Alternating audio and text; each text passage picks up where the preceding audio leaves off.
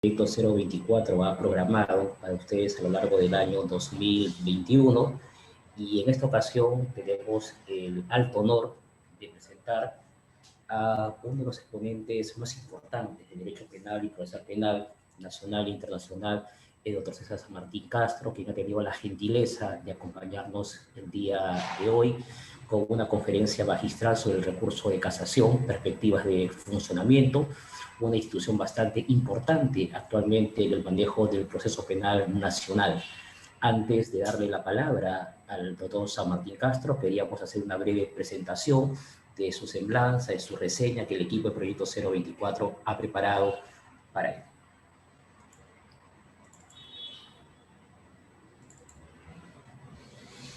Muy buenas tardes con todas y todos. Saludos del equipo de Proyecto 024, tu mejor elección, y en esta ocasión, siguiendo con el ciclo de conferencias magistrales, tiene el alto honor de presentar al doctor César San Martín Castro, quien es bachiller en Derecho y Ciencias Políticas y abogado por la Universidad Nacional Mayor de San Marcos. Cuenta con estudios de maestría en Ciencias Penales, también por la prestigiosa Universidad Decana de América. Es doctor en Derecho por la Universidad Nacional San Agustín de Arequipa. En cuanto a la labor funcional al interior del Poder Judicial, el doctor San Martín Castro ha desempeñado labores como relator titular de la Sala Civil de la Corte del Callao, juez instructor provisional del primer juzgado de instrucción también de dicha corte. Además, ha sido juez instructor titular del 21º juzgado de instrucción de la Corte Superior de Justicia de Lima, vocal titular de dicha corte, así como ha desempeñado también el alto cargo de presidente del Poder Judicial como juez supremo de la Corte Suprema de Justicia de la República, cargo que en la actualidad desempeña como presidente de la Sala Penal Permanente. Además, el doctor San Martín Castro ha sido asesor de la alta dirección del Ministerio de Justicia y Derechos Humanos en el programa de gerencia técnica del PNUD, miembro del Consejo Directivo de la Academia de la Magistratura, designado por la Sala Plena de la Corte Suprema de Justicia de la República.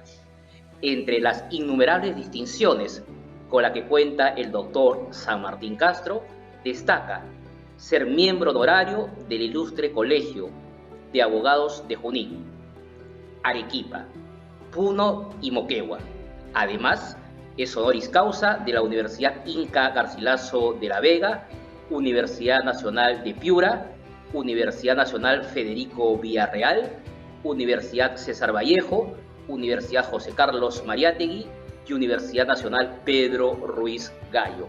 Aunado a ello, cuenta con una distinción como miembro honorario del Taller de Investigación Jurídico Penal de la Facultad de Derecho y Ciencia Política de la Universidad Nacional Mayor de San Marcos.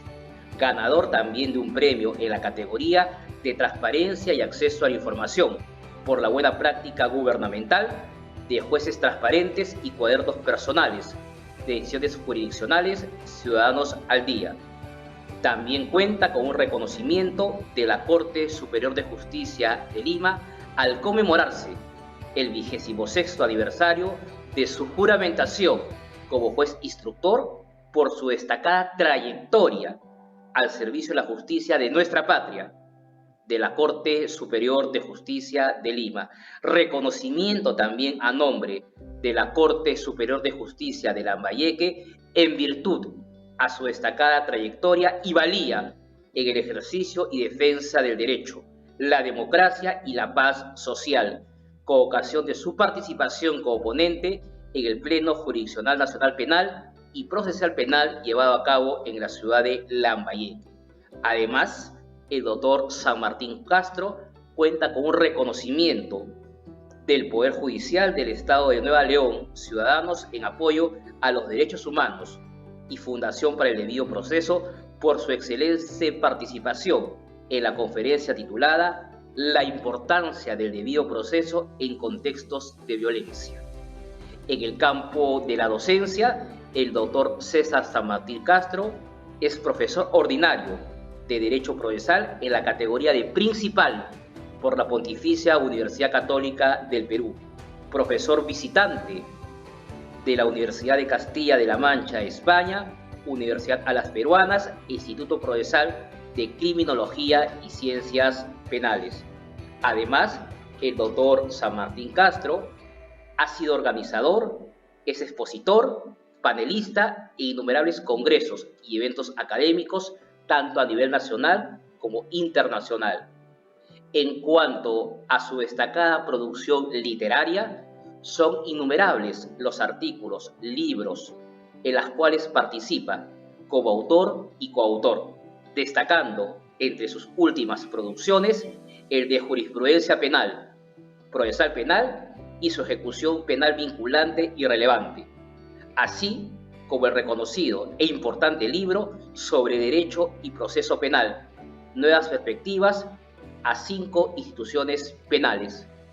No nos queda más que darle la cordial bienvenida y el agradecimiento especial de parte de todo el equipo de Proyecto 024 por acompañarnos en esta conferencia magistral que estoy seguro será de valía para todos los presentes el día de hoy. Muchas gracias, doctor San Martín.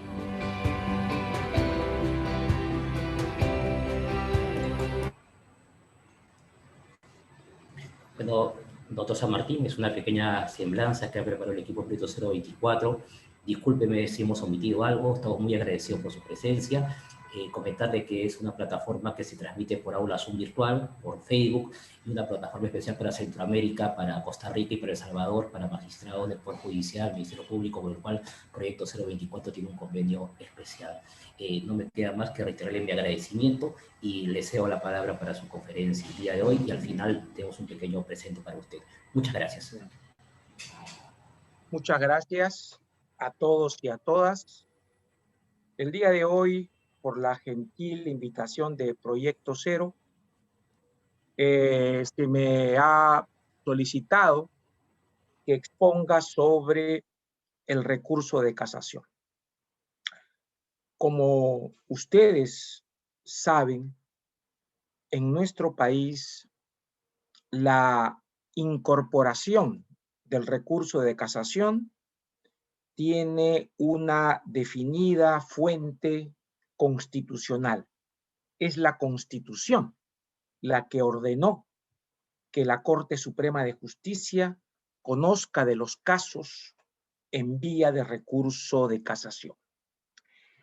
Por tanto, tenemos que sostener conjuntamente con Calamandrei que la casación, creada en 1789 por los revolucionarios franceses, es una institución integrada por dos elementos complementarios entre sí. Primero, la Corte de Casación, que pertenece al derecho orgánico procesal, y segundo, el recurso de casación, que pertenece al derecho funcional procesal.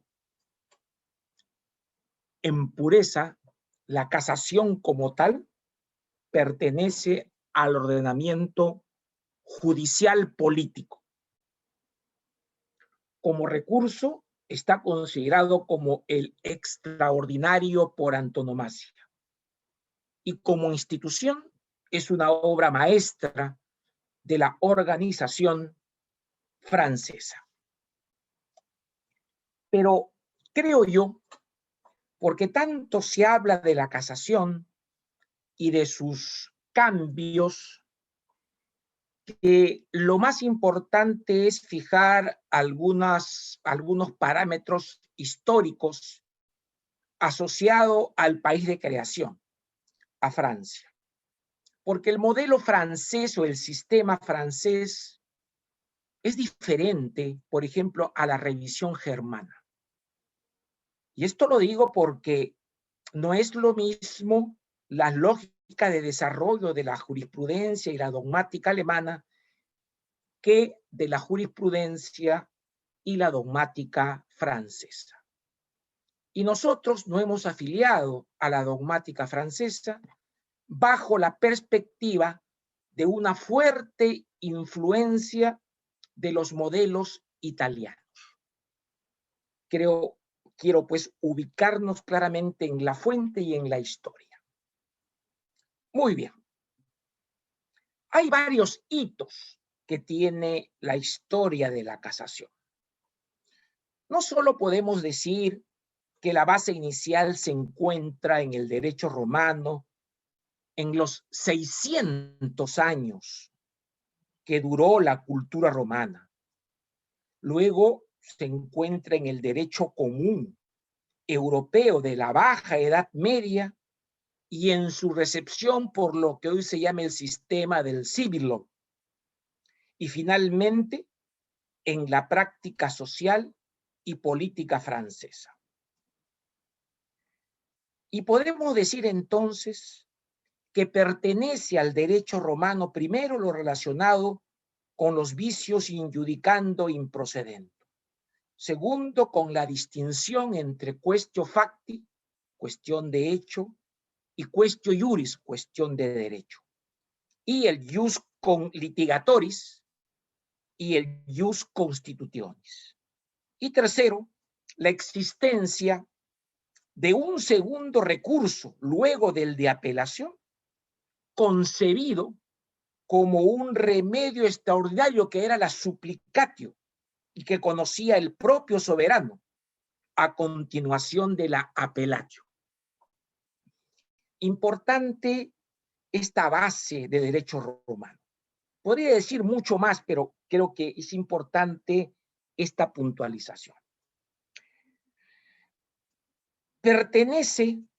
Es propio del derecho común europeo de los siglos III a XV, con preponderancia, ahora sí, del derecho italiano.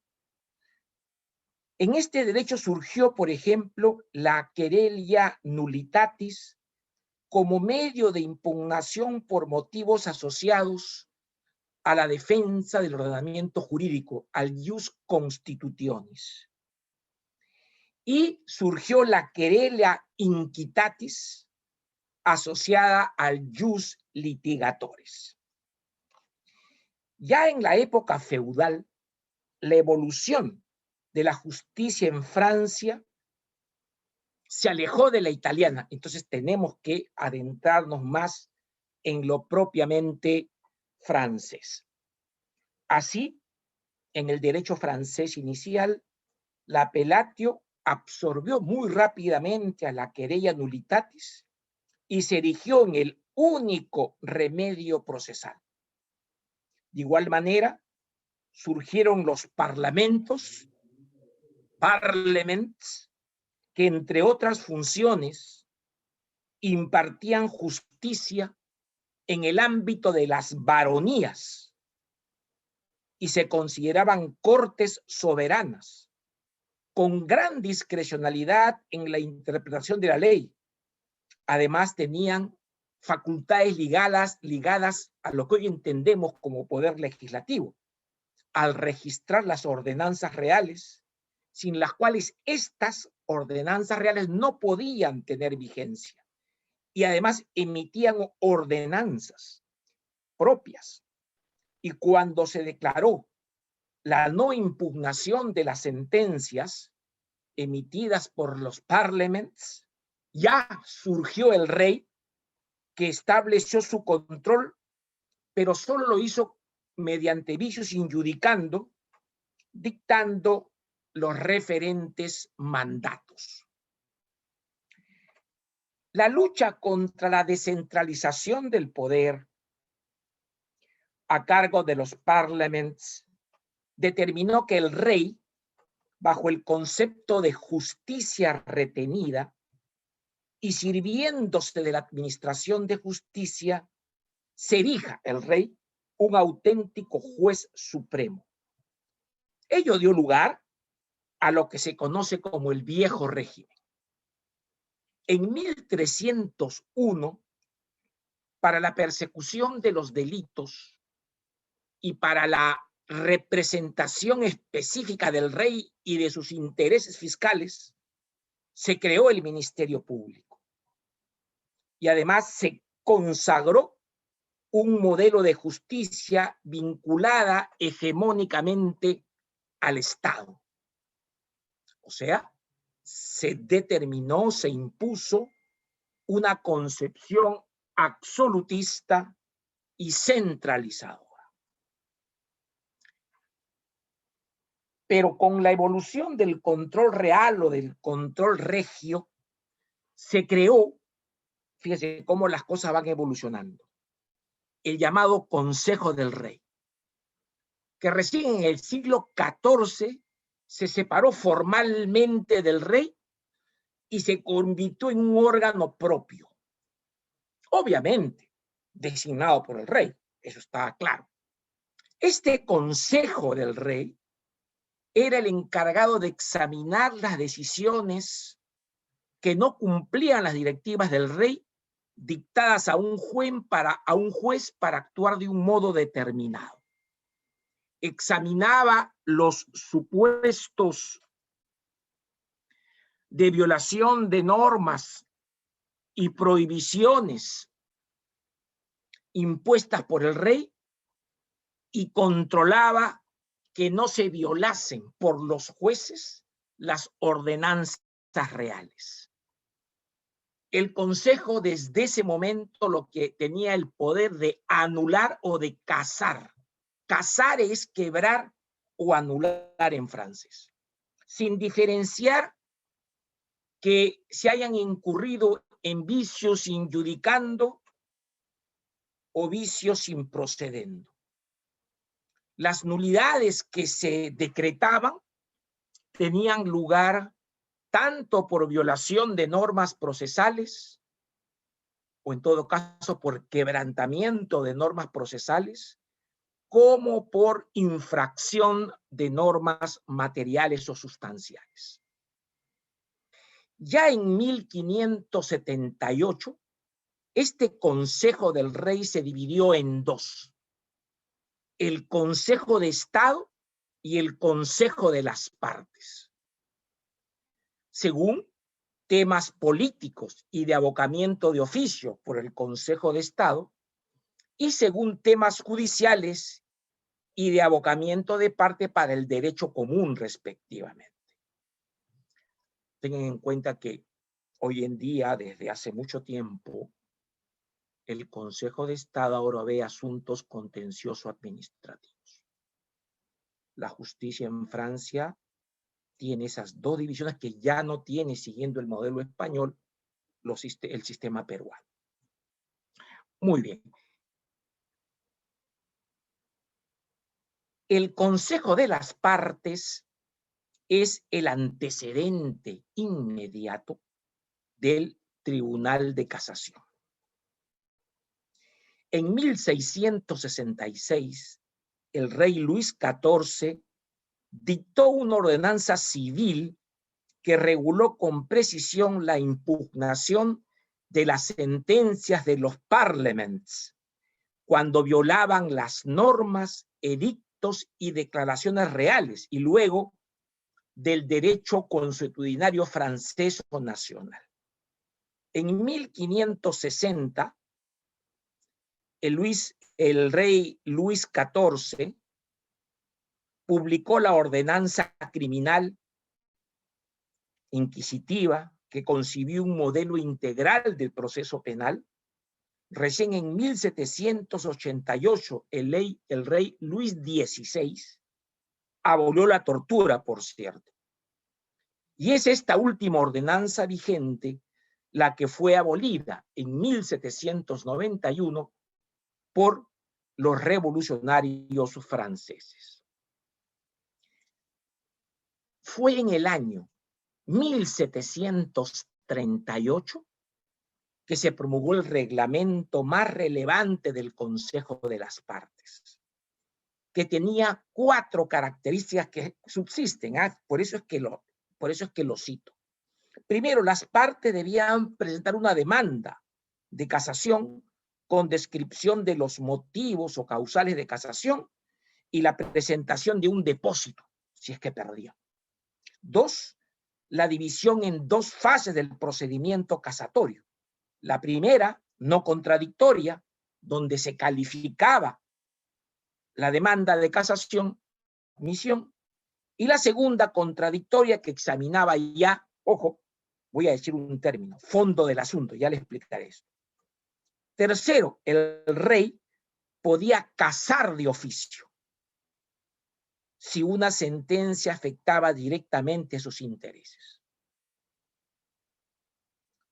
Y 4, los motivos para casar la sentencia podían ser vicios improcedendo y vicios injudicando, e injusticia manifiesta, ojo, derivada de la apreciación defectuosa del material probatorio, los llamados vicios injudicando infatti, errores de hecho. Fíjese, esto último es muy importante de cara, que muchos dicen que la casación no ve hechos. Eso no es verdad. Pero ya lo explicaremos. Importante este antecedente francés. En la Revolución Francesa, que como ustedes saben formalmente empezó el 8 de agosto de 1788 con la convocatoria a los Estados Generales y culminó el 27 de julio de 1794 con la caída de Robespierre, esta revolución afirmó, como ya sabemos todos por cultura general, 2 valores claves: el individuo y la ley, con la concentración del imperio en el legislador, concebido como intérprete de la voluntad general. Hay lo que se llama la deificación de la ley y la superioridad del poder legislativo. Se establecieron 3 ejes fundamentales en el modelo revolucionario: división de poderes, igualdad ante la ley e hipervaloración de la ley, que limitó el poder de interpretación de los jueces al entenderse que si lo hacían, ello iba en desmedro del legislador democrático. Inicialmente, el Tribunal de Casación, creado por el decreto de 27 de noviembre y 1 de diciembre de 1790, fines de 1790, no estaba concebido para controlar al legislativo ni al ejecutivo. Se centró en la defensa de la ley dictada por el Congreso y sumisión ante el descrédito de los jueces, que eran representantes vistos como representantes del antiguo régimen, era controlar al Poder Judicial por los fallos que pudieran desconocer el Poder Legislativo. Y como el Tribunal de Casación, estaba integrado al Congreso, el principio de separación de poderes le impedía subsumir la ley al caso concreto. Y eso era porque políticamente, en la concepción de aquella época, como no era parte del poder de la jurisdicción, no podía subsumir la ley al caso concreto, no era poder judicial. Inicialmente, el control era preventivo y represivo, como dicen los juristas franceses. El primero, recurso de urgencia facultativo, los jueces pedían frente al legislativo, por las leyes que emitía, pedían aclaraciones sobre el sentido de la ley. Ese es cuando era una lógica facultativa o una lógica preventiva. Cuando el juez creía, no sabía exactamente qué significaba la norma, consultaba al legislativo. Pero siempre o no respondía o decía, la norma es muy clara, y devolvía sin hacer nada. Y el segundo represivo estaba a cargo del recurso de casación. La legislación de creación, estos decretos el decreto de 20 de octubre de 1789 y el de 1791, dispusieron que este tribunal se concibió como el sucesor del Consejo de las Partes. Sucesor del Consejo de las Partes. Además, se universalizó la segunda instancia y se reconfiguró el Ministerio Público, a quien se le otorgó potestades para plantear lo que se ha denominado, ya no se acepta esto, el recurso de casación en interés de la ley. Al no ser un órgano jurisdiccional, según el pensamiento revolucionario, el Tribunal de Casación solo tenía una función política nomofiláctica, aseguramiento de la observancia de las leyes, por lo que el recurso no podía considerarse un recurso típicamente procesal. Esta misión era parte del poder legislativo, no veía el fondo del asunto y se quedaba en la interpretación de las leyes. La causal era, en ese entonces, la contradicción expresa al texto de la ley. O sea, no todos los errores injudicando, que prohibía además el conocimiento del fondo de los asuntos y además instauró por su propia naturaleza lo que se llamó el reenvío. Luego su función era, obviamente, puramente negativa. No juzgaba los derechos de las partes, jus litigatoris, sino defendía la ley frente a los tribunales, jus constitutionis. Dato importante, porque esto es lo que se retiene actualmente, ¿eh? Es de acotar, sin embargo, que al margen de esta concepción, el vicio improcedente, quebrantamiento de la ley procesal, que se centraba en quebrantamiento de forma bajo pena de nulidad, se ha entendido con posterioridad. Claro está que en ambos casos el examen de los dos errores correspondían al Tribunal de Casación. Las normas iniciales primigenias, originarias, le permitían conocer por violación de ley procesal y violación de ley material o sustancial. Siempre ha sido así. Cuando ya en la época postrevolucionaria, con la victoria de Napoleón I, se produjeron, por un lado, dos eventos trascendentales en materia legislativa. En 1808 se promulgó el Código de Instrucción Criminal francés, que instauró el sistema mixto, y en 1810 se publicó la Ley de Organización Judicial, que instituyó de un modo novedoso al Ministerio Público, al parqué. Por otro lado, el 18 de mayo de 1808, el Tribunal de Casación se convirtió, obra de Napoleón, en Corte de Casación, cabeza del Poder Judicial. Hay que notar que 4 años antes, en 1804, se había judicializado, se había generado un sistema único de nombramiento de jueces de primera instancia, de jueces de apelación y de jueces de casación. Y además, por la Constitución francesa de 22 de agosto de 1795, las resoluciones de la Corte de Casación no podían ser anuladas por el legislativo. Esto es algo que también es muy importante para poder entender el tema mismo del recurso de casación. La conversión de la casación en recurso. Las constituciones francesas desde 1791 hasta la de 1795 y la Ley de Organización Judicial de 1810, ya citada, dijo que la causal para conocer el recurso de casación, el motivo de casación era contravención expresa de la ley. Ya no era contravención del texto expreso de la ley.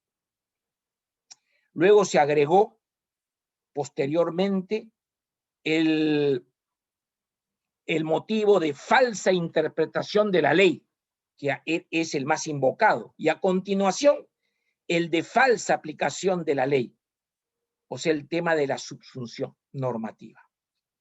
En 1791, antes, con los códigos penal y procesal penal, acto seguido la propia Corte de Casación incorporó pretorianamente otros dos motivos: el de fundamentación insuficiente de la sentencia, el famoso defecto de base legal, 1794, por la ley civil, así lo dijo, y en 1810 incorporó la sentencia desprovistas absolutamente de motivación por incluir en un vicio de forma, defecto de motivación.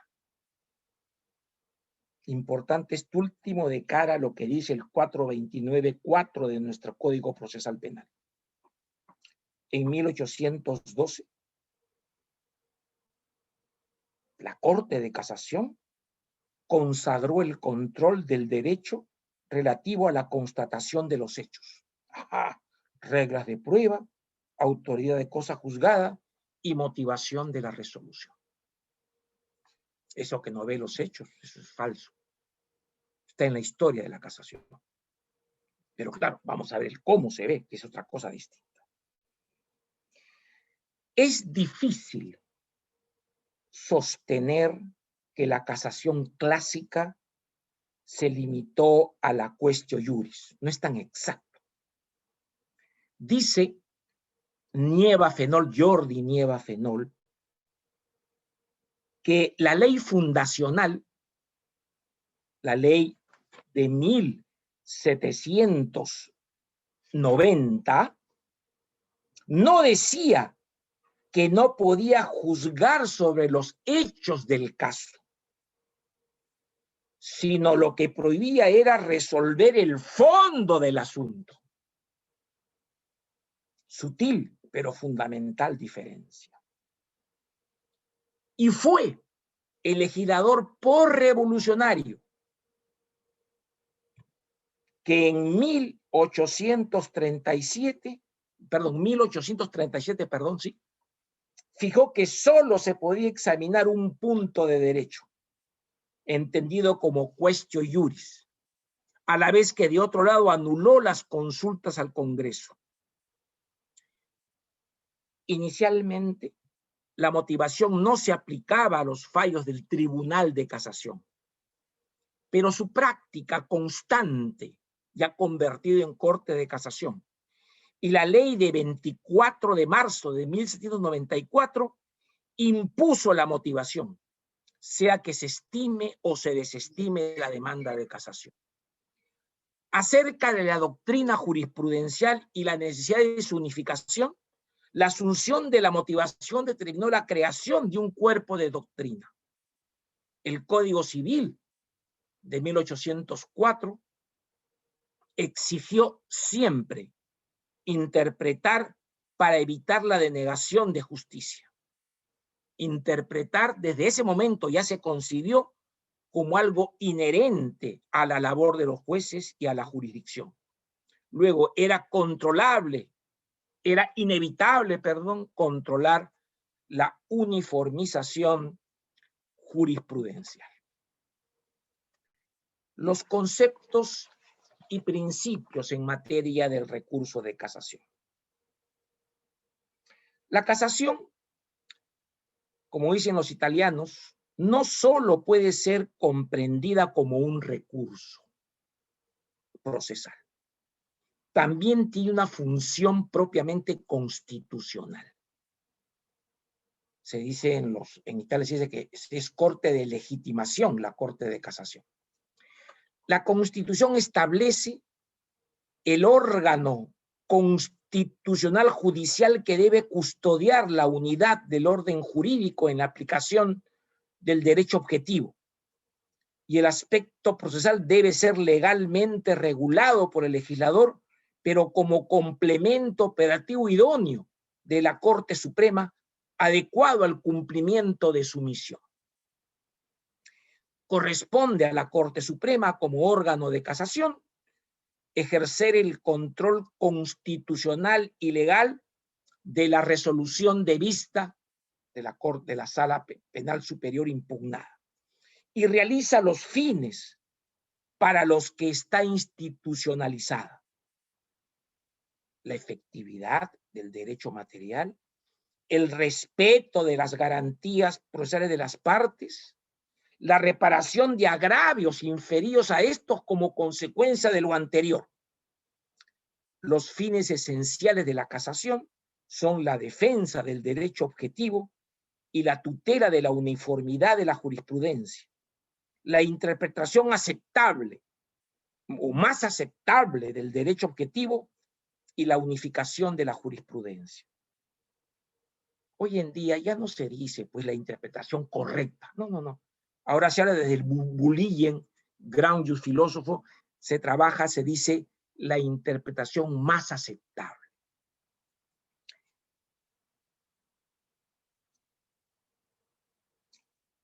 El rol de nuestra Corte Suprema, y acá un poco porque desde luego casación es recurso y es un órgano. Desde el derecho orgánico procesal, la casación se residencia en la Corte Suprema de Justicia, al que la Constitución asimismo le confiere el máximo nivel jerárquico. Baste ver los artículos 141, 173 y 100. Son dos roles que tiene la Corte Suprema: común o propio, destinado al grueso de los asuntos que debe conocer, para el que se reserva la exclusividad del conocimiento a través del recurso de casación, y para lo cual debe cumplirse un recurso previo, el recurso de apelación. Y luego tiene una competencia originaria y otra impugnativa instancial. Según la acción, en el primer caso se inicia ante la Corte Suprema, o en el segundo caso se inicia ante una Corte Superior, no ante un juez de primera instancia. Empero, además, el artículo 31 de la Ley Orgánica del Poder Judicial entregó conocimientos adicionales, constitucionales, y en otras que le encargue la ley. El Código encargó a la Corte Suprema delitos funcionales de altos funcionarios públicos, la extradición, delitos funcionales de jueces y fiscales superiores, delitos de jueces especializados y de otros funcionarios en vía de recurso. La concreción de la misión casacional de la Corte Suprema lo hizo el artículo 384 del Código Procesal Civil, que es, como sabemos, la ley procesal común, aspecto propio del derecho orgánico, por lo que debió acometerla la ley orgánica del procesal, pero lo hizo, metiches, el Código Procesal Civil. Según este código, la casación persigue, primero, la adecuada aplicación del derecho objetivo al caso concreto, es la función nomofiláctica o la nomofilaquia, en términos de Calamandrei, y dos, uniformidad de la jurisprudencia en aras de una aplicación correcta e igualitaria de la norma objetiva. O sea, pues, nomofilaxis y uniformización. Por ello, no se somete a un nuevo juicio, no hubo un judicio al imputado, pues ante la Corte Suprema no puede postularse un debate probatorio generalizado. Limita su potestad al control de los errores de juicio o de actividad denunciados, y como tal comporta la elaboración de un juicio lógico jurídico sobre la resolución impugnada misma, siguiendo el derrotero trazado en las causales invocadas. Realiza el examen impugnativo de un caso de la perspectiva de la generalidad, parte de los preceptos legales denunciados y según las causales denunciadas. cabe desde ya decir con Bulligen una incorrecta determinación fáctica, declaración de hechos y valoración del hecho repercute en una incorrecta aplicación de la ley. Luego, como apunta Montero Aroca, dos son los objetos de la casación. Uno, examen de la labor de interpretación y aplicación del derecho objetivo y la unificación de la doctrina jurisprudencial. Y dos, el análisis de la regularidad y validez de la actuación procesal llevada a cabo por los órganos jurisdiccionales de instancia y el cumplimiento por los mismos de las normas que rigen los actos y garantías del proceso. Jerarquía de las normas, constitucionales y ordinarias, siendo más amplio el control en el primer caso. Podemos así clasificar en recurso procesal y recurso material según la índole del vicio denunciado. El vicio injudicando puede incidir en la calificación jurídica de los hechos objeto del proceso, normas de derecho material, o puede afectar también a las normas que regulan la actividad o conducta del juez, de las partes y en general de todos los participantes del proceso. Es verdad que no es posible la comprobación autónoma de los hechos por la Corte Suprema. Es una labor distinta la fijación formal de los hechos. Es de tener presente, sin embargo, que la casación se concentra en lo que es universalizable, decía ya Mancini, y que permita una revisión de sus términos en tanto intermediada por el derecho objetivo, material y procesal. Y acá digo una cosa que es central. El derecho probatorio precisamente regula en general y específicamente lo que debe entenderse por prueba y cómo ha de utilizarse en el proceso. Nuestro código, todos los códigos procesales penales definen lo que es prueba, disciplina la obtención de las fuentes de prueba y la actuación de los medios de prueba. Tercero, determina lo que es utilizable y cuando se está ante pruebas ilícitas, el término de ilicitud y el término de inutilizabilidad, nuestro código lo asume de la fuente italiana. Cuarto lugar, impone sanciones procesales.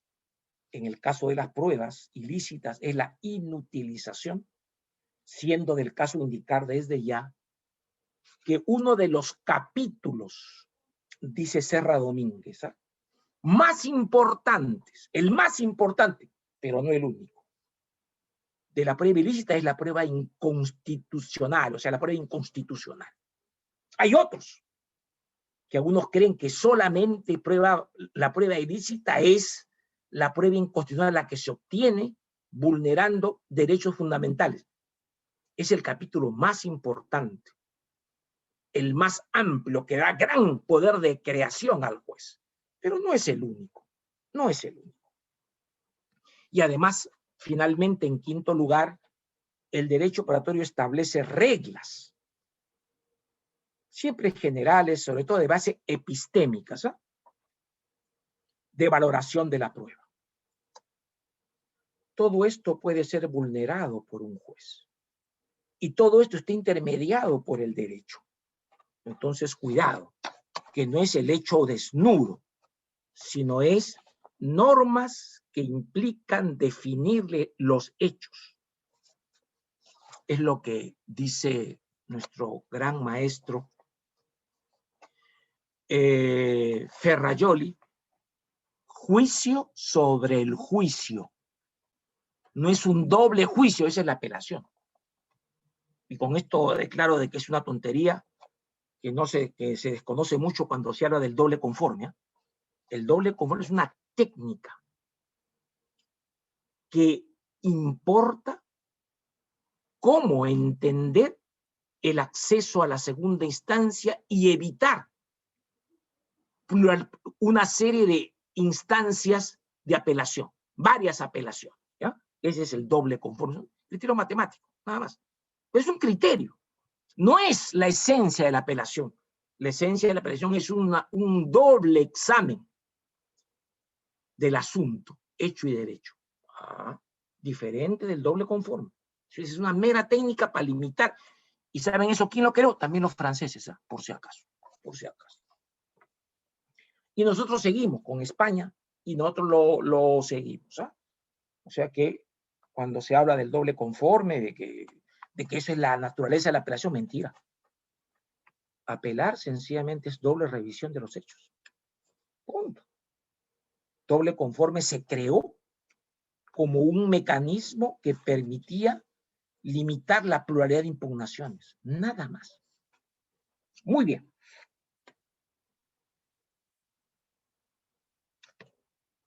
¿Cómo podemos definir el recurso de casación?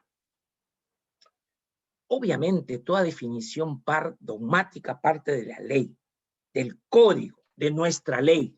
Cada país podrá hacer las modulaciones, las matizaciones, en tanto reconozca que hay recurso de casación, identificando que es casación, sino que le llamen de otra cosa, le llamen de otra forma. Muy bien. Con mi maestro Vicente Jimeno Sendra, lamentablemente fallecido a fines del año pasado, puedo decir lo siguiente. La casación es, primero, un medio de impugnación en sentido estricto, de carácter extraordinario. En el Perú es un recurso no suspensivo, es un recurso devolutivo y además extensivo en lo favorable. Tiene varios cambios, varias notas muy nacionales. Segundo, este es un medio de impugnación estricta mediante el cual se pone en conocimiento de la Sala Penal de la Corte Suprema de Justicia determinadas resoluciones de vista, dictadas en apelación por las salas penales superiores. Tercero, a fin de lograr su rescisión, su nulidad, que se casen, que se quiebren, con fundamento en la existencia de infracciones normativas tasadas, ya sea por inobservancia de la Constitución, por quebrantamiento o infracción o violación de la ley ordinaria, sea esta sustantiva o procesal. Infracciones normativas tasadas aplicables al caso concreto. En cuarto lugar, se centra de un lado en la quaestio iuris y de otro lado en las normas jurídicas y reglas epistémicas en función a la sana crítica racional. Esto es típico del iberoamericano, esto no existe en otros países, esto de hablar de sana crítica racional. Reguladoras de la quaestio facti. Como ustedes pueden advertir, las notas esenciales están en primer lugar en que es un recurso especial, que es un medio de gravamen devolutivo a cargo exclusivo de la Corte Suprema y es un medio de control judicial sobre los jueces y sus resoluciones. Esto siempre permaneció, aunque ya se trasladó a la Corte Suprema siendo siempre un recurso jurisdiccional. Segundo, es un recurso que se llama de puro derecho. Institución de estricto derecho para corregir los vicios, vitiums, de la resolución de segunda instancia. Tercero, de finalidad pública, o sea, de interés general y de orden público. Cuarto, de carácter no instancial, porque no soluciona el litigio de fondo. Esta es la fórmula originaria francesa. Y quinto, extraordinario, centrado en examinar si en determinadas resoluciones, no en todas, se han incurrido en vicios jurídicos legalmente predeterminados. O sea, hay que hacer un juicio de relevancia y de pertinencia. La casación en perspectiva funcional procesal es un recurso, no es una acción autónoma. Inicialmente lo era, por eso que se llamó demanda de casación, pero posteriormente, cuando se integró el tribunal, se convirtió en corte de casación y cabeza del Poder Judicial, ya esto no era posible y por tanto no se podía entender que la causa había culminado, sino que cuando hay casación admitida, la causa no ha culminado y por tanto es un recurso, no es una acción autónoma, como lo es solamente la revisión penal, como saben ustedes. Dato que es muy importante. Hay varios principios que tiene la casación. Fíjense ustedes que en nuestro país la casación es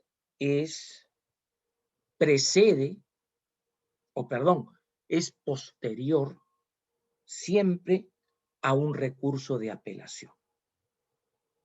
No hay casación sin previa apelación. Ese es un principio, esa es una regla institucional y procesal fundamental en nosotros. Porque nosotros en lo penal, por mandato de la Constitución, hemos configurado el principio del doble grado de jurisdicción obligatoria. Pero claro, se entiende que solamente hay obligatoriedad absoluta cuando se trata de resoluciones que pongan fin a la instancia, que resuelvan sobre el objeto del proceso o extingan la acción de modo definitivo. O sea, sentencias y lo que se llama autos equivalentes, sobreseimientos, etc. Ahí hay obligatoriedad. En lo demás no. Es si el legislador quiere considerarlo adecuado, regula la apelación para otros tipos de autos interlocutorios, pero no hay obligación convencional y menos obligación constitucional. No la hay. Solamente es para lo que implica fin de la instancia. Ahora bien, y por eso es que no hay un derecho a la casación. No, eso no hay. No forma parte de la prioridad de la instancia, no, porque es un recurso no instancial que tiene unos caracteres propios y que apunta a la defensa de la ley, no de los derechos del litigante. Eso es algo que también es importante. Muchos pueden cuestionar este tema, pero esa es de la esencia del recurso de casación. Decir lo contrario, decir que la Suprema tiene que ver siempre porque la justicia tiene que imponerse, no, pues. El valor que tutela la Corte Suprema es el valor seguridad jurídica y el principio de derecho que está tras él es la unidad en la interpretación y aplicación judicial del derecho, en nuestro caso del derecho penal. Así que en esto tengan ustedes muy claras las cosas. Hay una serie de principios de la casación sobre la base de lo que le he dicho y que son el principio de taxatividad y limitación, de autonomía y no contradicción, de prioridad, de presunción de licitud, de trascendencia y de unidad inescindible de sentencias. Lo más importante, creo yo, primero es que la casación se contrae exclusivamente a los motivos o causales denunciadas por el casacionista. Y además es claro de que lo que no se controvierte, luego lo explicaré mejor, es la certeza probatoria. Eso no se controvierte, porque eso no forma parte del rol de la Corte Suprema. Cuando se denuncian varios vicios, se deben plantear separadamente, de modo independiente, en capítulos diferentes. Y como es obvio, los argumentos no pueden ser opuestos o irreconciliables. Este es un principio de lógica formal. Pueden formularse varios cargos o censuras contra la resolución de vista, pero estos deben ser expuestos sin mezclas argumentativas y conceptuales y de manera escalonada en mérito a la naturaleza del vicio denunciado y su consecuencia. Primero se plantean los vicios procesales y luego los vicios materiales.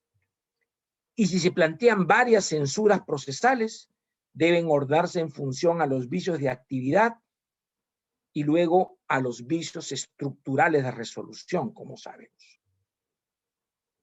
Y hay un principio también que está prohibido proponer censuras nuevas, no planteadas en la apelación, que es lo que se llama la unidad de alegación. Si uno, pudiendo haber planteado un cuestionamiento en el recurso de apelación, no lo hace, y la Corte Superior ratifique esa sentencia en esos términos, no se puede plantear en casación lo que no se planteó en apelación. Principio fundamental, y que muchos olvidan esto. La presunción de licitud significa, pues, que la resolución de vista por ministerio de la ley está revestida de la doble presunción de legalidad y de acierto, por lo que corresponde al censor o casacionista desvirtuarla con la construcción y demostración de una proposición jurídica correcta, de manera que se demuestra tanto el error como su relevancia. La trascendencia significa que los errores se erigen en una condición necesaria pero insuficiente para estimar el recurso. Hace falta que el error trascienda, que se proyecte, que produzca efectos hacia un resultado, repercusiones nocivas en la resolución de vista, que si no se hubiera presentado, el resultado sería favorable al impugnante o menos gravoso. 432.3. Es evidente, pues. Simples errores jurídicos se corrigen, pero no se casa la resolución, porque no trasciende al contenido del fallo, no trasciende a la parte resolutiva. Y como nosotros tenemos siempre una apelación previa, está el principio de unidad inescindible de sentencias. Nosotros, a diferencia de lo civil, no tenemos la casación per saltum, y las sentencias dictadas en el proceso conforman una unidad conceptual y temática siempre y cuando no se contradigan entre sí. Deben atacarse los efectos de ambas sentencias, de manera que si prospera la censura casacional, los efectos impugnados quedan sin valor, salvo que se hayan pronunciado en sentido opuesto la sentencia de primera instancia y la de vista. Si ambas sentencias tienen el mismo sentido, son una sola. Es cierto que el objeto impugnable es la resolución de vista y que contra ella se dirige la censura casacional. Por tanto, solo en todo lo que difiere la de segunda instancia frente a la de primera instancia se considera un acto jurisdiccional propio y autónomo. Fines y funciones de la casación. Fines de la casación. Cuando hablo de fines, porque acá esto mucho se confunde, ¿eh? Quiero hacer una distinción precisa. Cuando digo fin, estoy diciendo del motivo por el que se fundó una institución. Acá, ¿cuál es el motivo por el que se fundó la casación? Se fundó por dos razones. Dos finalidades tiene. Nomofilaquia o nomofilaxis y uniformación o uniformidad o uniformización jurisprudencial. La primera exige una interpretación del precepto socialmente aceptable por la Corte Suprema, porque la Corte Suprema asume el rol regulador de la jurisprudencia. O sea, se va hacia la exactitud del método de interpretación y afirma siempre el respeto del principio de constitucionalidad. La Constitución, interpretación conforme a la Constitución y desarrollo de lo que ésta dice para entender cómo debe de aplicarse en el caso concreto determinada situación, determinada norma. Hoy en día, con la expansión del llamado principio de proporcionalidad y la lógica de la ponderación, y en donde juega un papel muy importante las llamadas normas principio, en donde la lógica es la optimización, que no la exactitud, que es propio de las normas regla. Hoy en día entonces se tiene que una interpretación en un caso concreto de la norma X puede ser de una forma y en otro caso, a partir de otros supuestos, de otros criterios en el caso de proporcionalidad será otra forma. En segundo lugar, la segunda, o sea, la función unificadora, importa una función de garantía objetiva, confirme un interés que trasciende a la singular controversia, apunta al interés general, a la unificación de la jurisprudencia. Es una finalidad de carácter constitucional fundada en el principio de derecho de igualdad.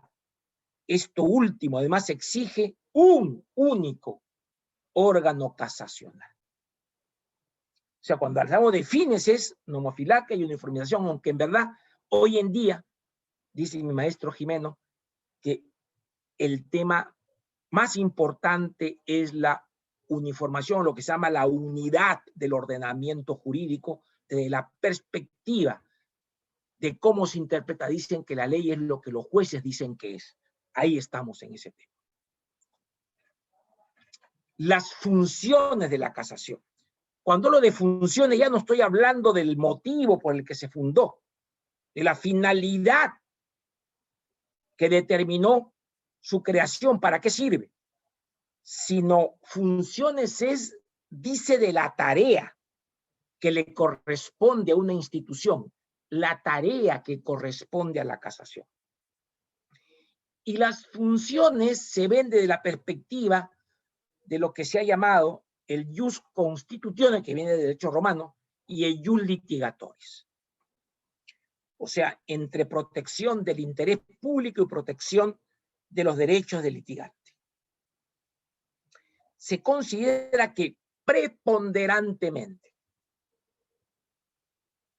como lógica de la actuación de la Corte de Casación y rol del recurso, es el ius constitutionis. Protección del interés público de la ley, buscando la unidad del ordenamiento jurídico. Y tiene lo que ahora se dice un efecto colateral que, como consecuencia de la correcta interpretación de los alcances de la ley y darle un sentido aceptable y unificar la jurisprudencia, si como consecuencia de ello se avala, se protege, se tutela los derechos del litigante, pues en buena hora. Pero el recurso se concibió para defender el ordenamiento jurídico, el derecho, como dice, el derecho objetivo. Para eso se concibió. No para defender el derecho del litigante, sino el derecho objetivo. Si con ello se favorece al litigante, todos contentos. Hay autores alemanes que dicen que en verdad es inescindible ley y derecho del litigante, constituciones y jus litigatoris es inescindible. Desde luego que es muy difícil separarlos, porque si uno recurre es porque tiene un derecho, pero sobre la base de que hay una ley, sobre la base de que existe un ordenamiento que lo tutela. Por eso es que los alemanes dicen, un sector muy grande, dice, no, en verdad son los dos no pueden escindirse. Pero lo importante es ver de que surgió para defender la ley frente a jueces que pueden vulnerarla. Porque básicamente es la apelación la que defiende los derechos del litigante. El jus litigatoris es básicamente instancial y corresponde al derecho al recurso de apelación. Muy bien. Ahora bien, vamos a ver los motivos de casación. Y luego voy a trabajar solamente dos motivos. Un tema que tiene que ver con la motivación y otro tema que tiene que ver con la presunción de inocencia. Y más me voy a centrar en lo que muchos niegan, pero que creo que tiene que definirse con corrección.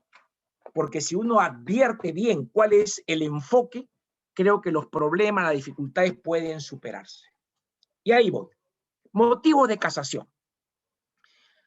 Un motivo son los temas o los elementos temáticos del recurso de casación, las causales en que se circunscribe el recurso, lo que determina su objeto. Integran, si quieren ser más procesalistas, la causa de pedir, la causa petendi de la pretensión procesal. Y a su vez, según el motivo, el petitorio podrá ser anulatorio o revocatorio según los casos. Muy bien. Tienen, como ya hemos dicho, por la propia naturaleza del recurso extraordinario, son motivos tasados. No cualquier violación, sino aquella que solamente la ley contempla como especialmente determinante para que la Suprema Corte determine, imponga su rol de corte de legitimidad. Sigo acá a Chiarloni, por ejemplo. El artículo 429 enumera en régimen de numerus clausus, no numerus apertus, numerus clausus, cuáles son los motivos de casación. En estricto derecho son 4, aunque tiene 5 supuestos. Veremos. Primero es lo que se llama inobservancia de precepto constitucional. Garantías constitucionales materiales y procesales, e independientemente también ve la garantía específica de motivación. En esta última, lo que hemos hecho es copiar el artículo 606, apartado 1, literal E, del Código de Procedimiento Penal italiano, por si acaso. Por si acaso. En segundo lugar, el segundo motivo es quebrantamiento de precepto ordinario procesal.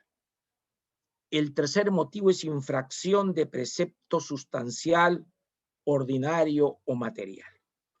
Y el cuarto motivo, fíjese, esto es algo que solamente existe en civil, pero como nosotros tenemos ahora, desde la ley orgánica del Poder Judicial, y luego con las sucesivas reformas, y que el Código actual tiene sentencias de efectos generales o sentencias vinculantes, obligatorias, claro, con una obligatoriedad relativizada que siempre autoriza al juez a apartarse, pero indicando de qué decisión se aparta y cuáles son las razones nuevas, distintas por las que se aparta. tenemos el apartamiento de doctrina jurisprudencial.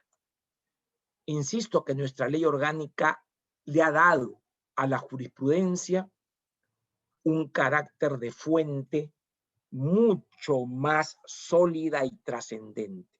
No es solamente una simple fuente complementaria, sino que es una fuente que cuando la Corte Suprema decida que se trata de sentencia vinculante, tiene pues una obligatoriedad que, por tanto, hace que su directa vulneración sea denunciable en casación sin mayores argumentos.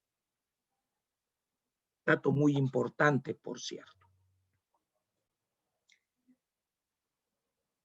Lo trascendente de estas causales es su examen a través del tamiz de la Constitución.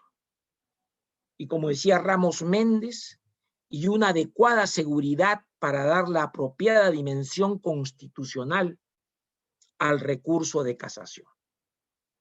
Podemos hablar de un recurso de casación constitucional, de un recurso de casación legal ordinario y un recurso de casación de doctrina jurisprudencial. Pero en donde el eje, donde resaltamos mucho el rol directivo fundamental de la constitución propia de un Estado constitucional.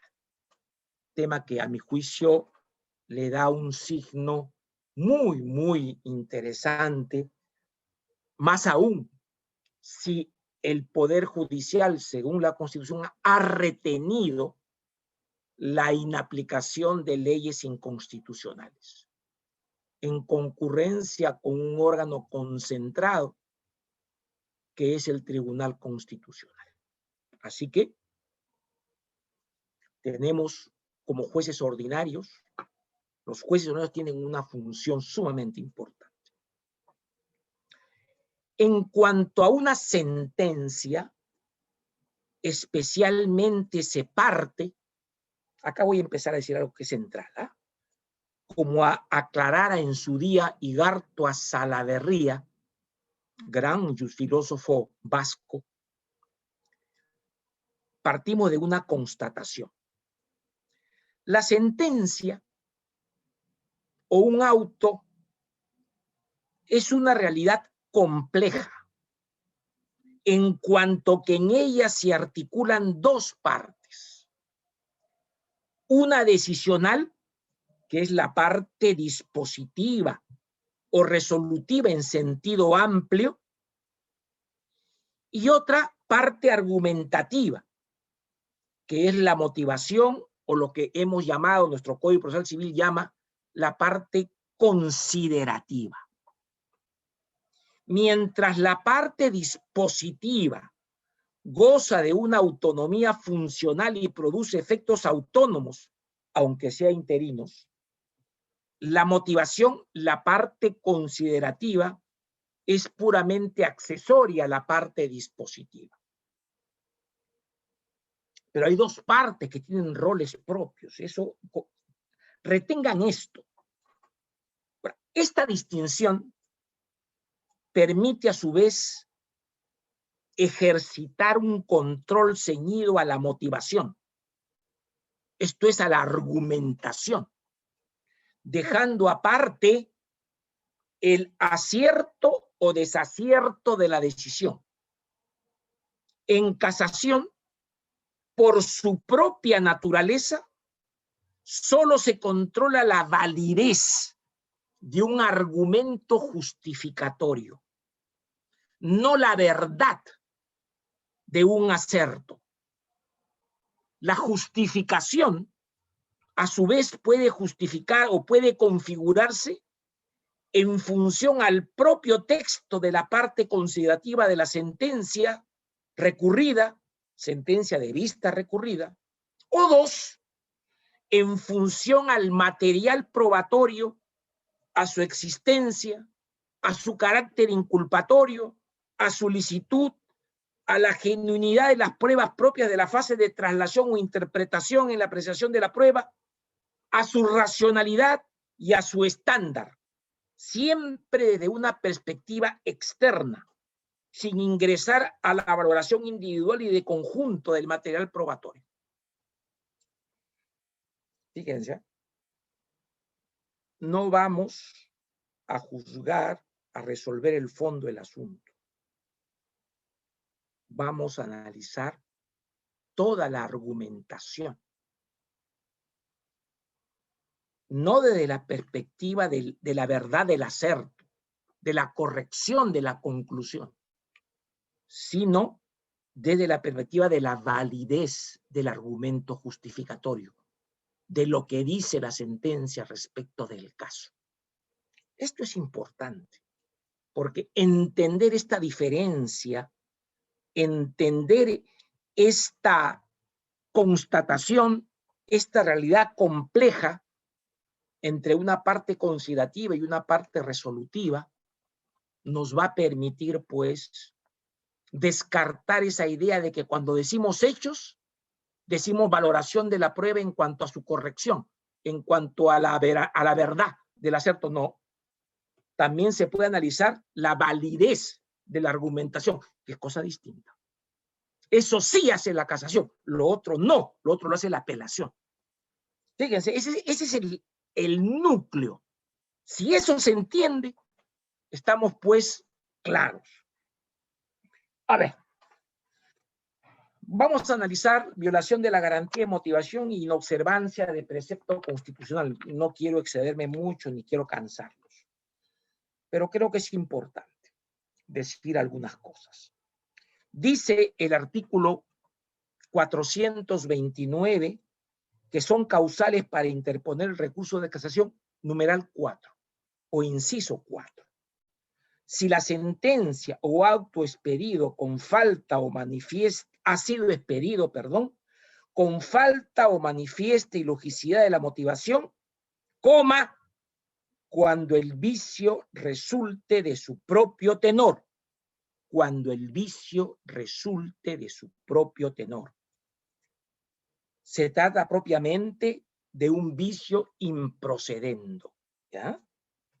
El control que establece esta disposición legal, compatible con el artículo 139, numeral 5 de la Constitución, que reconoce la garantía específica de motivación, solo se circunscribe a un vicio de motivación, como dice Igartua, intratextual, en el que éste aparece en el texto mismo de la sentencia, con su contenido argumentativo.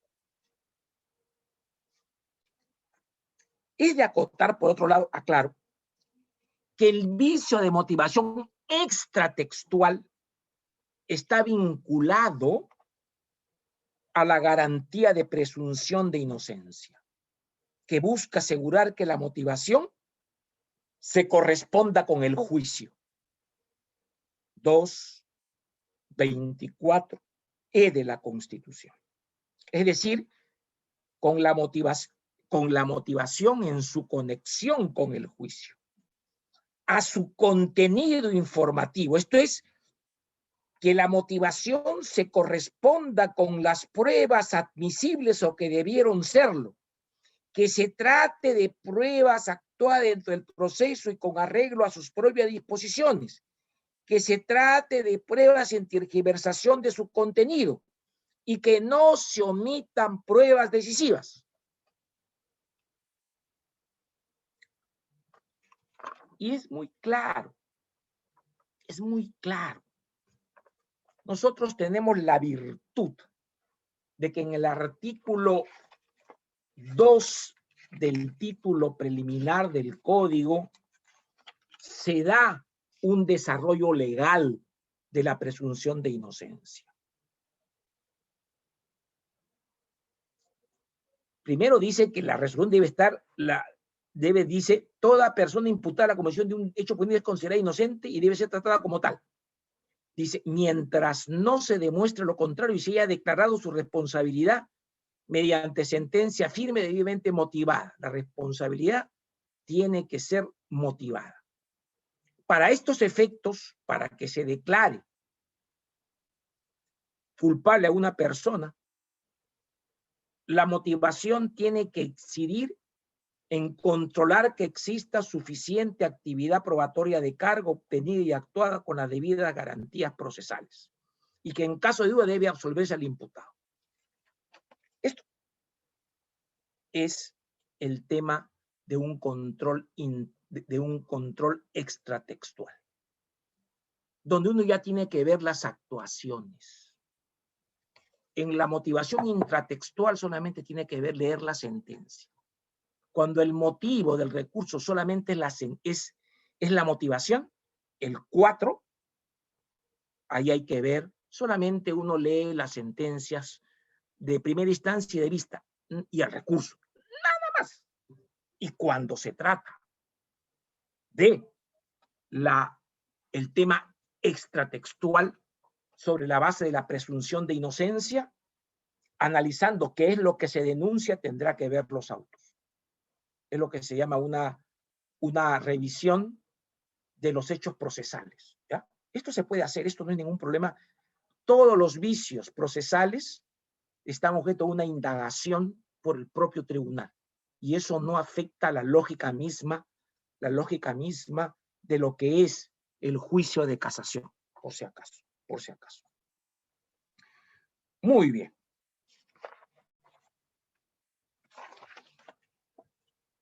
Afirmar, vamos al 4, ¿eh?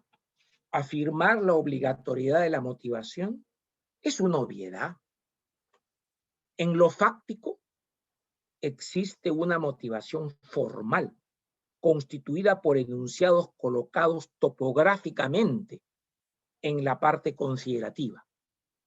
Y existe, lo que es más importante, una motivación sustancial que está compuesta de enunciados cuyo contenido asume, directa o indirectamente, una función justificatoria de lo que se haya decidido. La primera es una condición necesaria, pero no suficiente para una motivación sustancial. Sin la primera no hay la segunda, pero la segunda supone un plus respecto de la primera, puesto que la motivación formal puede ser solo aparente. La primera introduce enunciados y la segunda introduce significados, que es lo realmente justificatorio. Significados. Pero claro, cuando uno denuncia vicios de motivación, lo que está diciendo es la existencia de defectos de motivación, o mejor dicho, con mejor propiedad, patologías de la motivación.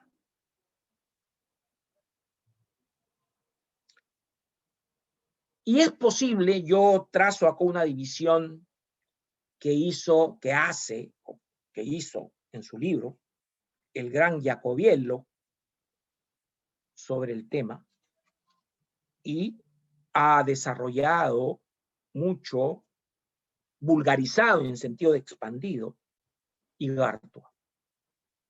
Él dice que las patologías de motivación serían las siguientes a partir de un triple inventario de ellas. Puede ser muy rápido porque uno puede fijar muchos criterios, ¿eh? Pero algunas cosas. Sobre todo hay muchos errores en una motivación, que es en la famosa sentencia. Hay una sentencia del Tribunal Constitucional en el caso, ya se me ha olvidado el nombre de esta joven. Sí, ya me acordaré en su momento. Triple inventario. Primero, en lo que atañe a las decisiones, la parte decisoria o resolutiva, la motivación ha de describir las pruebas producidas en el juicio que justifican por qué el juez ha decidido dar por probados tales o cuales hechos. Dos grandes patologías encontramos en el ámbito de las decisiones. La motivación omitida es aquella que en su texto no se describen las pruebas. No hay prosa supuestamente motivadora. y la motivación incompleta o parcial, que no se indican algunos de los hechos probados, no se satisface el requisito de completitud. No se abordan todos los puntos, o hay puntos importantes que no se dice nada. Esa es incompleta o parcial. La motivación incompleta incluye además los supuestos de motivación implícita, que se va a los actuados del caso, o per relationen, que se va a otras resoluciones. Del anterior, de la motivación incompleta o parcial, se derivan 4 patologías. Motivación incongruente, que usa argumentos no pertinentes o impertinentes respecto de las aserciones que deben ser justificadas. Dice otras cosas.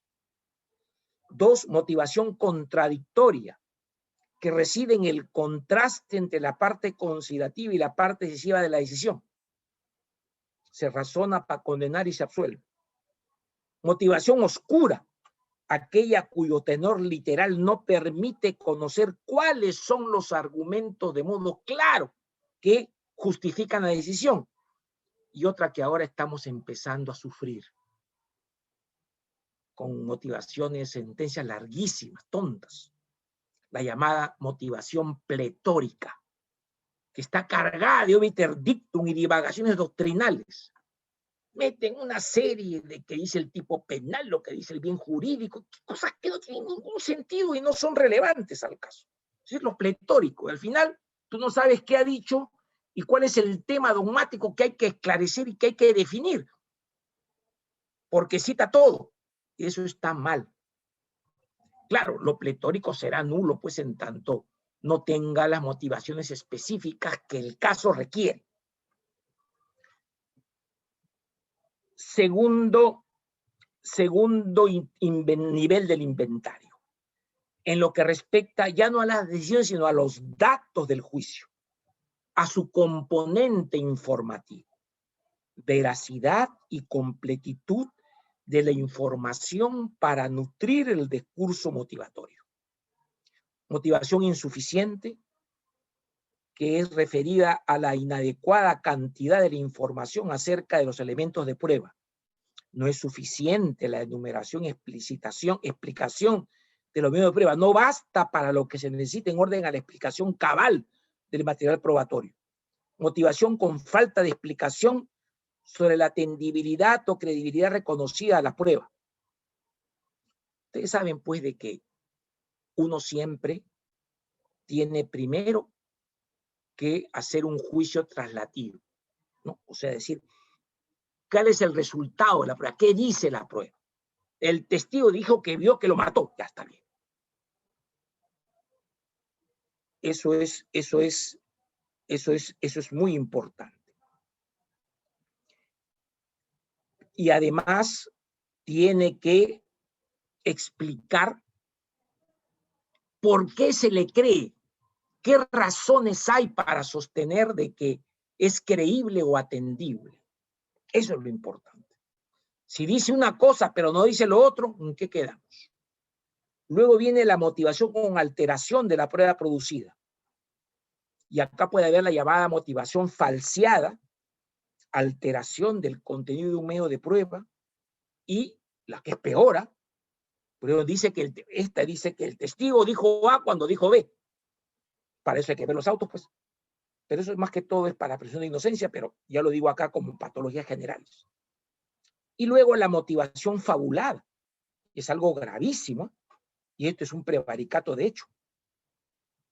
Indica una prueba inexistente.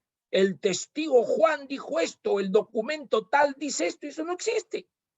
No hay tal testigo, no hay tal documento. ¿De dónde lo habrá sacado?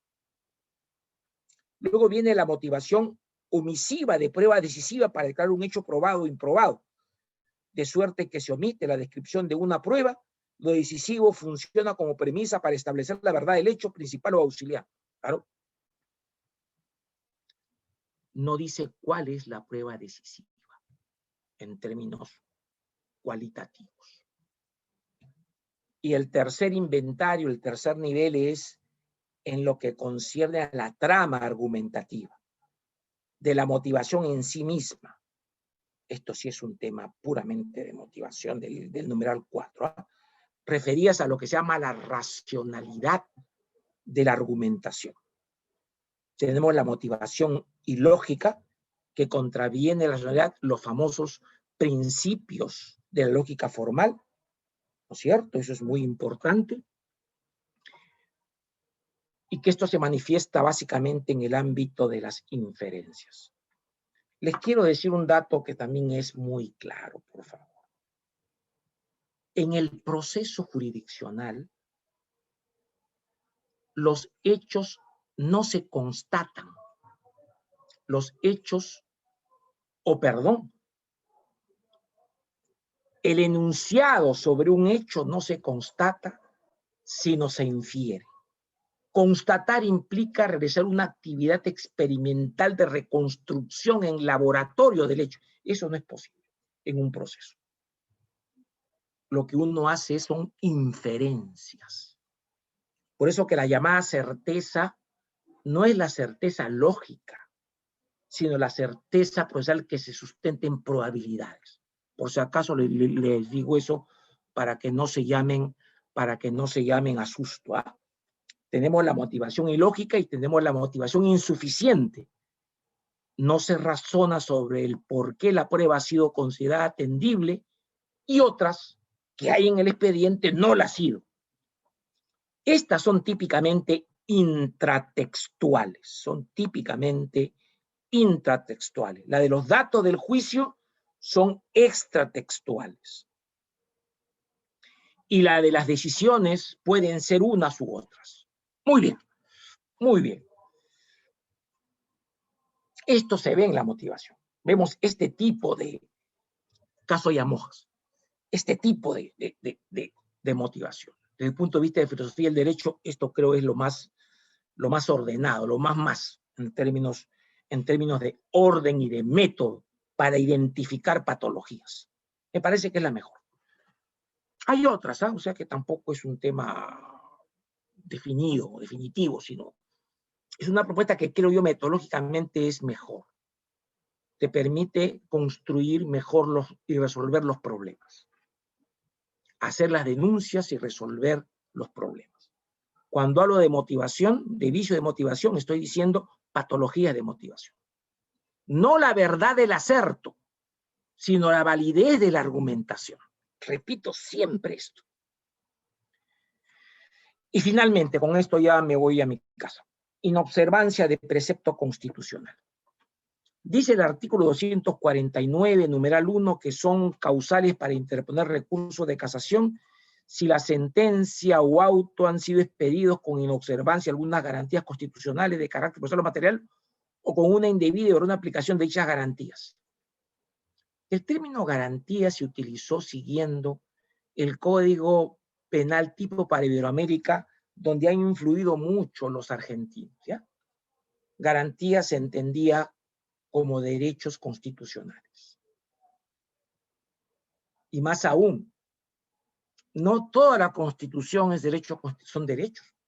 También hay una serie de preceptos que de una u otra forma también tienen que ser tutelados y tienen que ser cuidados desde la perspectiva del recurso de casación. ¿Eh? O sea, no solamente son derechos, algo más. Pero en fin, obviamente lo que más se trabaja son los derechos. Eso está claro. Eso está claro. Muy bien. Según este texto, se trata propiamente de reunir los vicios in iudicando en iure e in facti, juicio jurídico, juicio fáctico, así como los vicios in procedendo, en tanto en cuanto deriven directamente de un precepto constitucional que reconozca un derecho fundamental o una norma de garantía en general. La denuncia de inobservancia de un precepto constitucional es viable cuando su funcionalidad en el juicio fáctico o en el juicio jurídico contenido en la sentencia de vista impugnada sea la misma que la de los preceptos legales ordinarios. Ramos Méndez nos dice que lo único que estaría vedado en este motivo es el control de la legalidad ordinaria, límite que, sin embargo, en Perú, como he dicho, no es de recibo, porque el artículo 138, segundo parágrafo de la Constitución, permite inaplicar normas inconstitucionales. Y tiene, en cambio, trascendencia la interpretación constitucional de dicha legalidad, lo que importará revisar una multitud de normas penales sustantivas y procesales. Esta causal de máxima relevancia, como ya se ha postulado, puede incidir en los dos supuestos de vitium injudicando, injure e infacti, injudicando injure, injudicando infacti.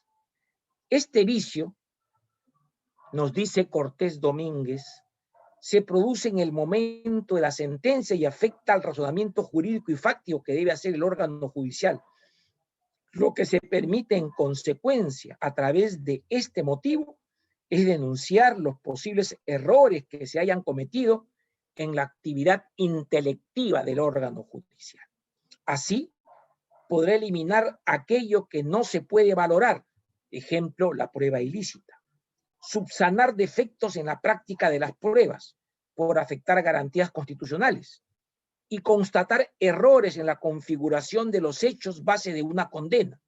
No podrá, sin embargo, establecer unos hechos nuevos ni sustituir la actividad valorativa de la prueba, que solo corresponde a los juicios de mérito. Lo que está permitido en este tipo de vicio injudicando infacti es controlar la racionalidad del juicio histórico o cuestionar la arbitrariedad de la sentencia de vista. La Corte Suprema no examina el material probatorio, ni censura o revisa la valoración del material probatorio. No sustituye las facultades de valoración del tribunal. El error injudicando infacti solo puede censurarse en dos casos: por las patologías de motivación en relación al material probatorio y por el incumplimiento de las reglas de prueba y de juicio derivada de la garantía de presunción de inocencia, que es ajena a la alegación de una disconformidad en la valoración de la prueba. ¿Qué nos dice la presunción de inocencia? Pues nos dice, primero, prueba es lo que la ley dice que es prueba. Prueba en sentido formal.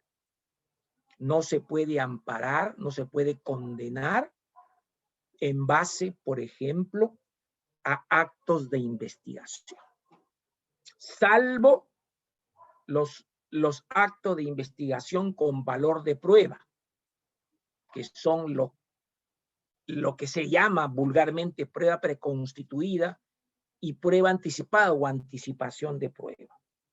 Eso en primer lugar. En segundo lugar, lo que hay que revisar es si las fuentes de prueba se han obtenido cumpliendo con la legalidad, sobre todo la constitucional y la ordinaria. Y si los medios de prueba se han actuado conforme a los principios de la actividad probatoria y a las normas preestablecidas.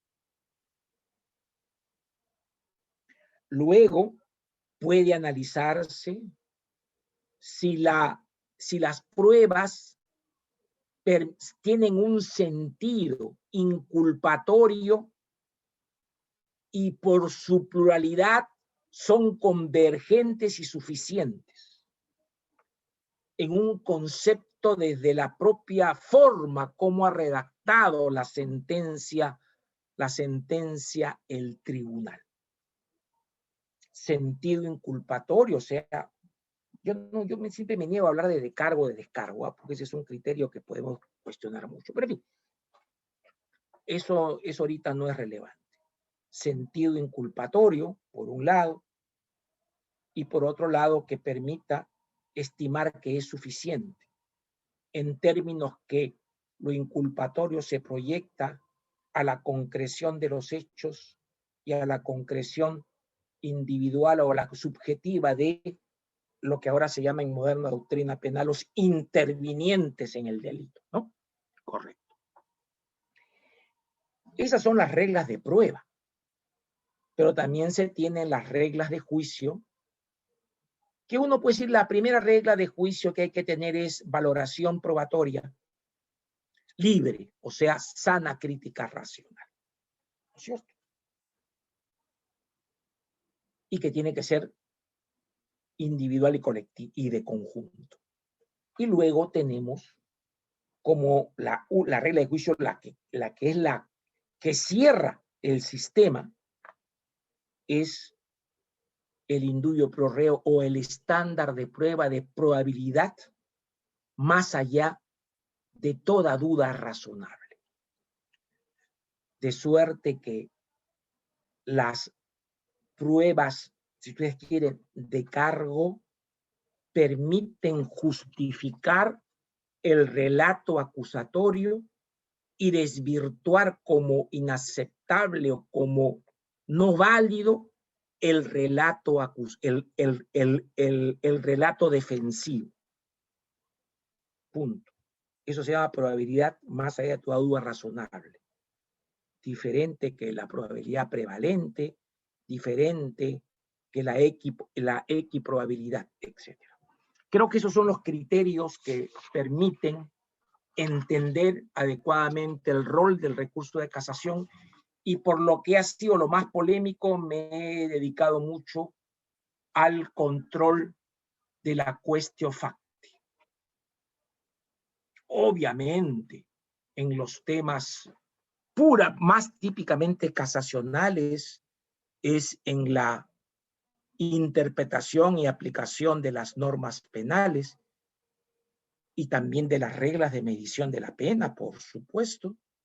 Y también tenemos, por otro lado, en las reglas procesales que dicen del juicio justo y equitativo. Creo que esas son grandes ideas. Ojalá no me haya extendido mucho, los haya confundido en vez de darles ideas de aclaración, pero lo importante y lo fuerte del tema requería un acercamiento dogmático bastante fuerte. Gracias a ustedes y estoy a su disposición para contestar las preguntas si tienen a bien formularlas. A su disposición entonces.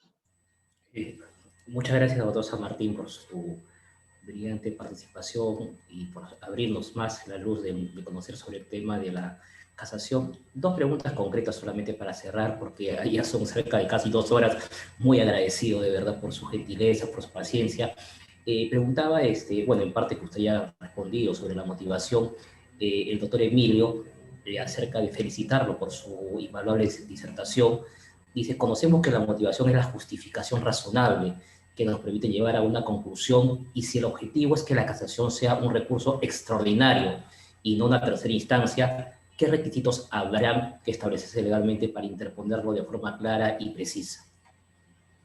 Casualmente, todo lo que he venido diciendo acerca de entender que una sentencia tiene dos grandes partes, una parte resolutiva y una parte una parte considerativa, y que lo más importante en casación son en clave de hechos, son los argumentos justificatorios.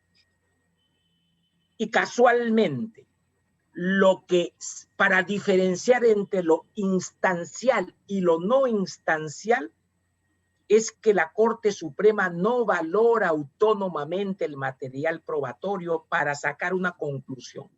No se denuncia que la sentencia es injusta.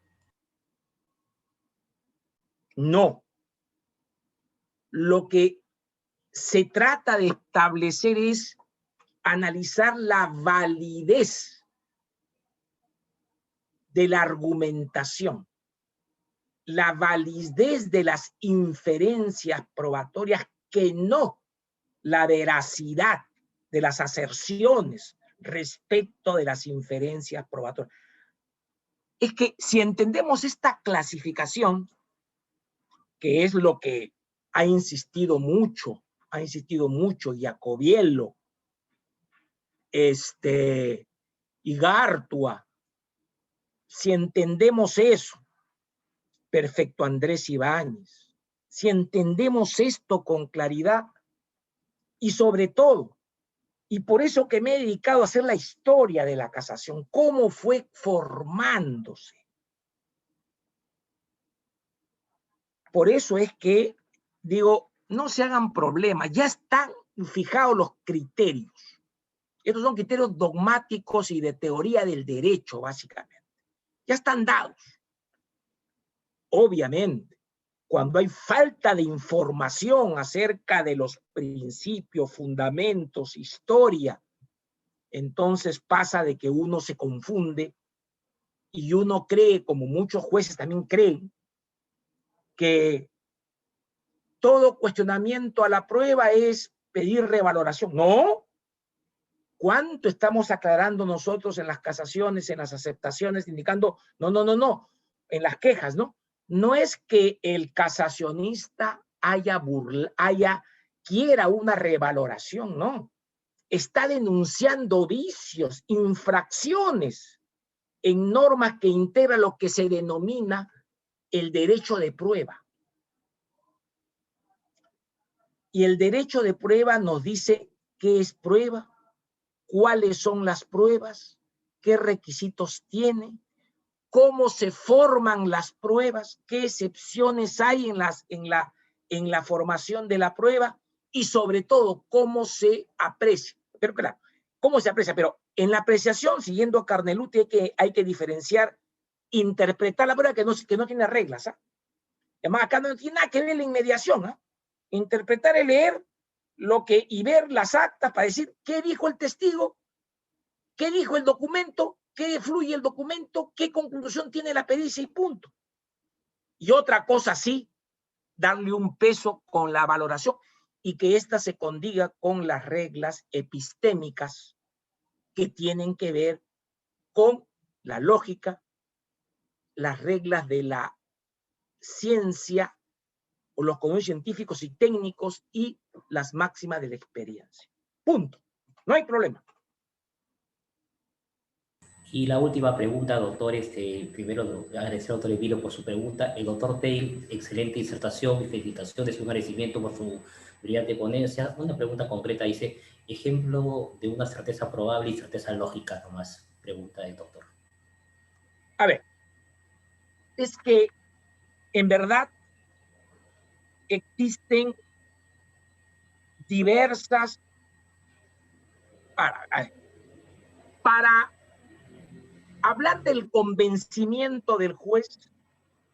Este convencimiento está sujeto a graduaciones, como el curso de la acción penal está sujeta a graduaciones.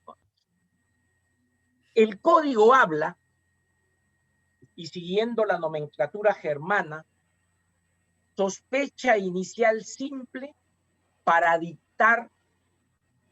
ordenar la investigación preliminar y hacer actos iniciales. Fueron la diligencia preliminar, el procedimiento preliminar. Sospecha reveladora para dictar la disposición de formalización, que es lo que se llama la inculpación formal. Para acusar y dictar el auto de enjuiciamiento se requiere sospecha fundada, o sospecha, suficiente. Una escala superior es para dictar prisión preventiva, que se requiere sospecha fuerte o sospecha grave, fundada y grave. Y la probabilidad que se exige para dictar condena es más allá de toda duda razonable. Son diferentes niveles. Son exigencias en escalera cada vez más sólidas, más consistentes. Desde un aporte sobre datos objetivos que criminalísticamente pueden configurar delitos y autores, hasta pasar por tener datos de cargo y de descargo que van a justificar su esclarecimiento, de sostener que los datos de cargo son más fuertes o son predominantes frente a lo de descargo, y luego para la condena es que los datos de cargo son sólidos y excluyen a los datos de descargo. Trato de ser plástico en el tema, pero claro, este es un tema que me correspondería toda una conferencia más, mucho más compleja, porque este es un tema que ya incluye temas igualmente de teoría del derecho. Pero en fin, creo que he dado más o menos una indicación de los temas. Bueno, doctor San Martín, queremos darle las gracias por acompañarnos. A todos los presentes queríamos hacerle un pequeño y humilde reconocimiento de parte del equipo de Proyecto 024 en este tema de la pandemia, aunque sea virtual, y que lo hemos denominado humildemente un justo homenaje. Un justo homenaje, primero, al uno de los mejores magistrados que tiene el Poder Judicial, en todo el sentido de la palabra, punto número uno. Segundo, a uno de los mejores profesores académicos de Derecho Penal y Procesal Penal, pero sobre todo, a una excelente persona y a un caballero sobre todo. Y de mi parte, agradecerle por la gentileza de atenderme a las 7:15 de la mañana en el Poder Judicial, esa gentileza y humildad para poder explicar y poder justamente transmitir sus conocimientos. Reciba de todos sus amigos y de toda la gente que lo respeta y lo aprecia este pequeño homenaje del Proyecto 024. Ojalá le guste, y le doy la palabra para que clausure el evento. Ahí está.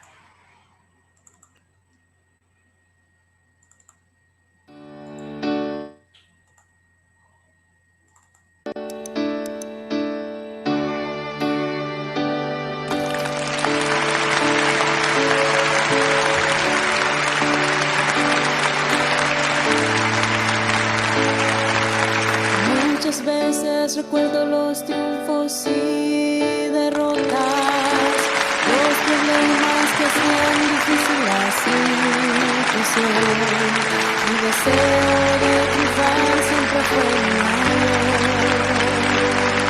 y veo llegar el día que tanto esperé.